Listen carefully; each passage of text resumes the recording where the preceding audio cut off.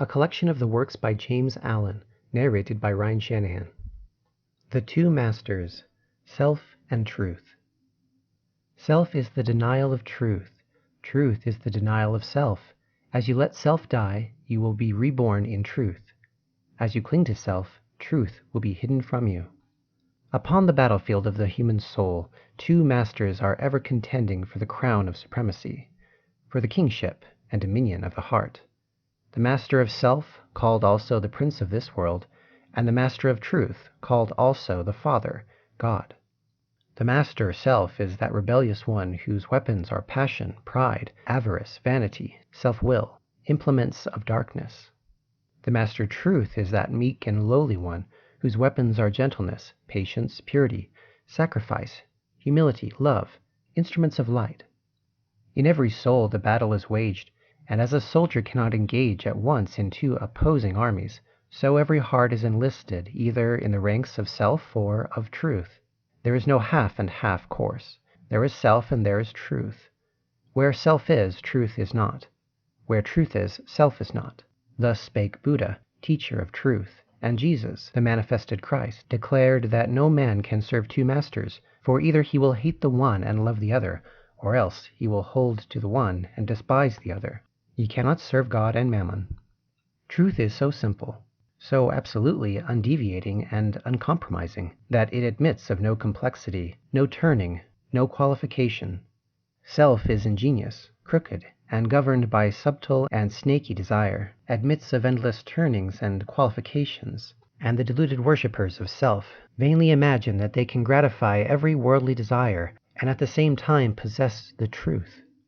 But the lovers of truth worship truth with the sacrifice of self, and ceaselessly guard themselves against worldliness and self-seeking. Do you seek to know and to realize truth? Then you must be prepared to sacrifice, to renounce to the uttermost, for truth in all its glory can only be perceived and known when the last vestige of self has disappeared. The eternal Christ declared that he who would be his disciple must deny himself daily. Are you willing to deny yourself, to give up your lusts, your prejudices, your opinions? If so, you must enter the narrow way of truth and find that peace from which the world is shut out. The absolute denial, the utter extinction of self is the perfect state of truth, and all religions and philosophies are but so many aids to this supreme attainment.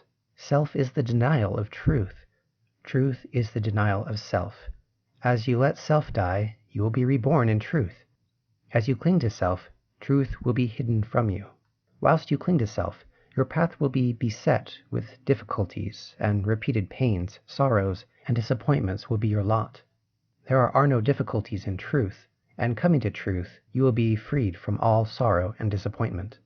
Truth itself is not hidden and dark. It is always revealed and is perfectly transparent. But the blind and wayward self cannot perceive it. The light of day is not hidden except to the blind, and the light of truth is not hidden except to those who are blinded by self.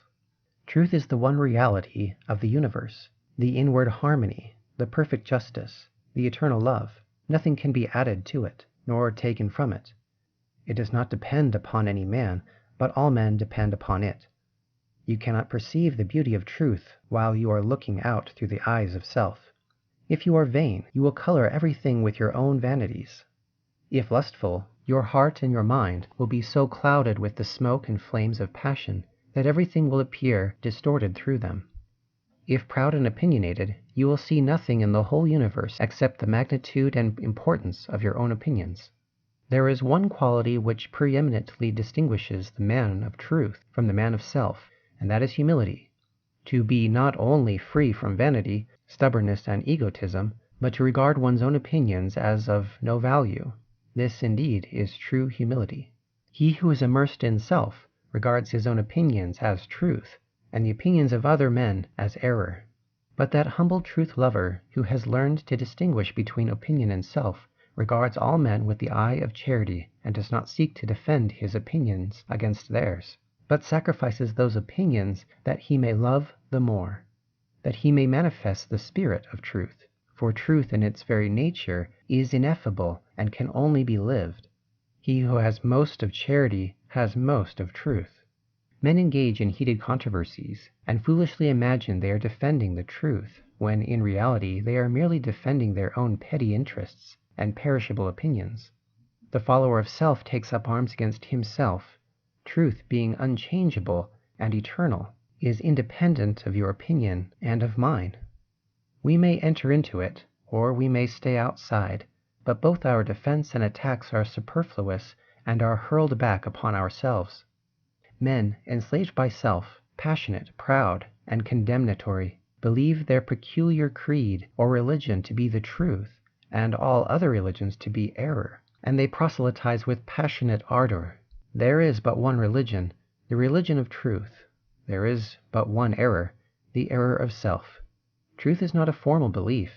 It is an unselfish, holy, and aspiring heart, and he who has truth is at peace with all, and cherishes all with thoughts of love.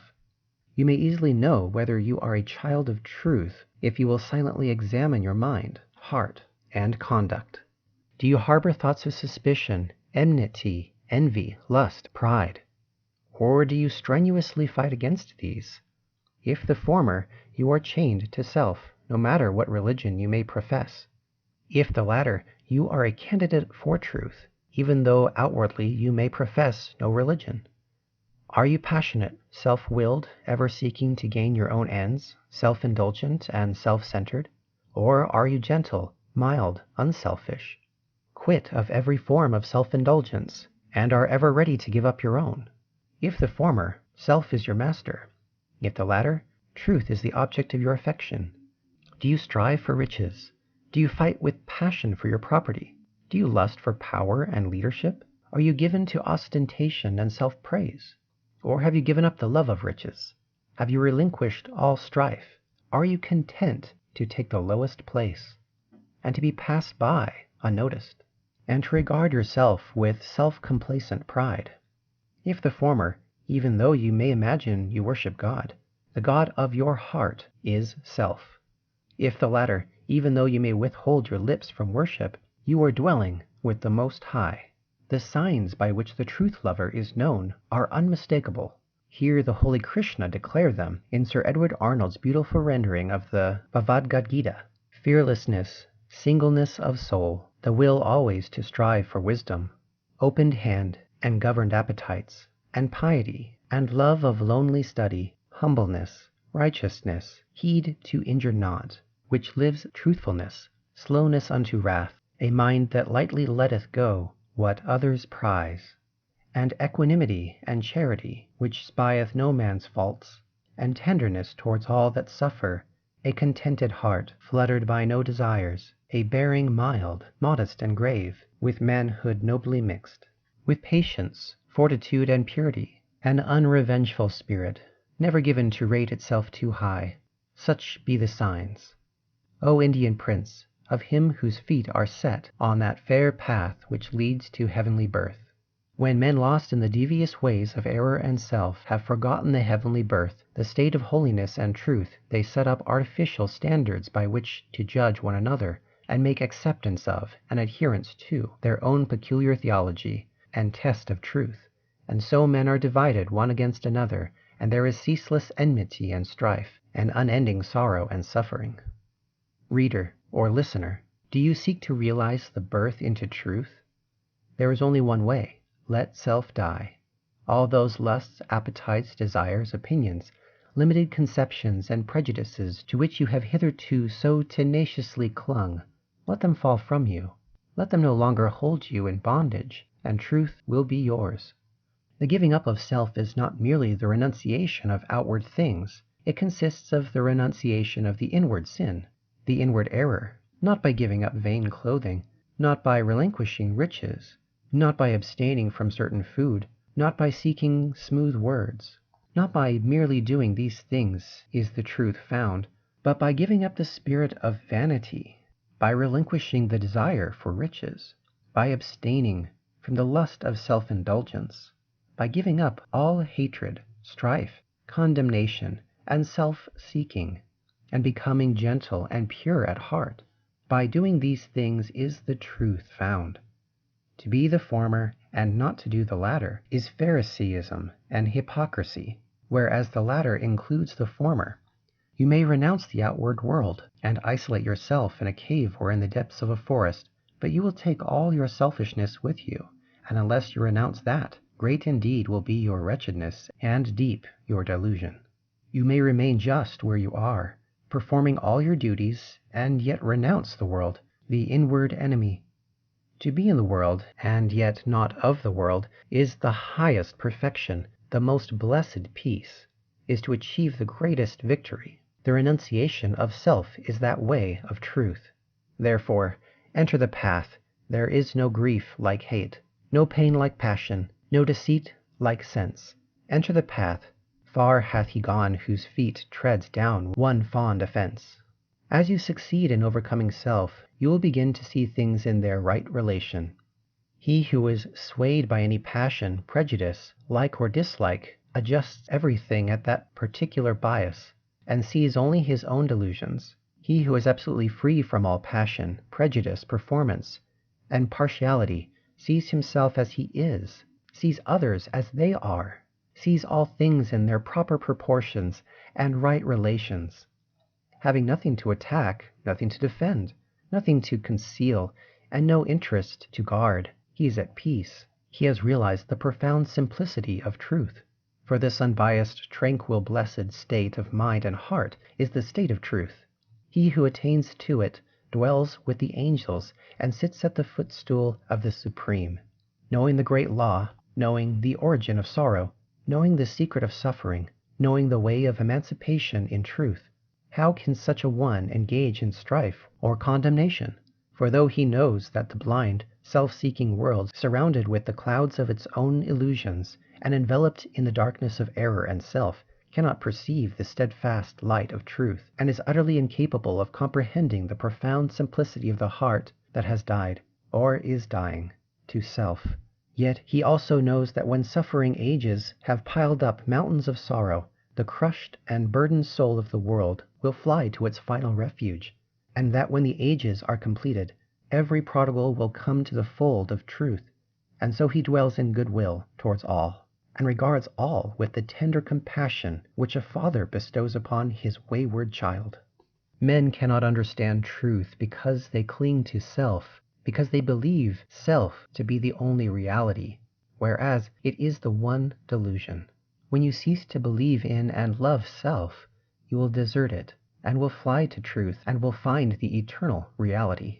When men are intoxicated with the wines of luxury and pleasure and vanity, the thirst of life grows and deepens within them, and they delude themselves with dreams of fleshly immortality.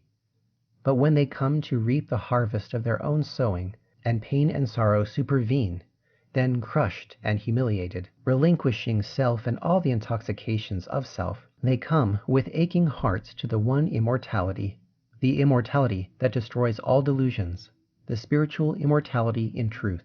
Then pass from evil to good, from self to truth, through the dark gate of sorrow. For sorrow and self are inseparable. Only in the peace and bliss of truth is all sorrow vanquished. If you suffer disappointment because your cherished plans have been thwarted, or because someone has not come up to your anticipations, it is because you are clinging to self. If you suffer remorse for your conduct, it is because you have given way to self. If you are overwhelmed with chagrin and regret because of the attitude of someone else towards you, it is because you have been cherishing self. If you are wounded on account of what has been done to you or said of you, it is because you are walking in the painful way of self. All suffering is of self. All suffering ends in truth. When you have entered into and realized truth, you will no longer suffer disappointment, remorse, and regret, and sorrow will be free from you. Self is the only prison that can ever bind the soul. Truth is the only angel that can bid the gates unroll. And when he comes to call thee, arise and follow fast. His way may lie through darkness, but it leads to light at last. The woe of the world is of its own making. Sorrow purifies and deepens the soul, and the extremity of sorrow is the prelude to truth. Have you suffered much? Have you sorrowed deeply? Have you pondered seriously upon the problem of life? If so, You are prepared to wage war against self and to become a disciple of truth. The intellectual, who do not see the necessity for giving up self, frame endless theories about the universe and call them truth.